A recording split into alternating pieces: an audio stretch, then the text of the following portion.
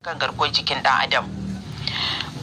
Gwaje-gwajen da aka yi kan masu sa kai fiye da 1,000 sun nuna cewa allurar ta sa jikinsu ya samar da sinadaran da za su iya yakan ƙwayar cutar corona.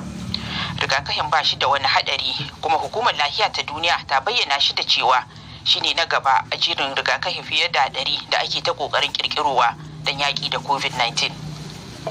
To sakamakon binciken da yana da ƙarfafa gwiwa sosai, amma a halin da ake ciki ba za a iya sanin ko zai iya ba da kariya ba. Ana da ci gaba da yin manyan gwaje-gwaje. Kadi ta bakin shugaban binciken Farfesa Andrew Pollard.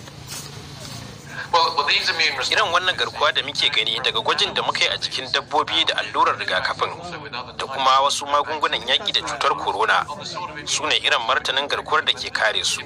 Da kuma musamman yadda garkuwar jikin take nuna alaka da kare dabbobi. Abin da ba mu sani ba shine iya yawan maganin da ake bukata a baiwa mutane domin kare kanmu idan mutum ya kamu da cutar coronar. Don haka a bincike na gaba wanda a bacin Birtaniya ake gudanar da shi a faɗin duniya na kokarin gano cewa ko za mu iya kare mutane daga cutar ko ba za mu iya kare su ba. Sannan ko za mu iya nuna cewa waɗanda suka samu wannan allurar rigakafin ba su kamu da cutar ba idan aka kwatanta da mutanen da ba su samu allurar rigakafin ba. To za ku iya samun wasu bayanan akan wannan labarin da ma wasu a shahinmu na intanet bbc.com/hausa wanda za ku iya samu a wayoyinku na salula.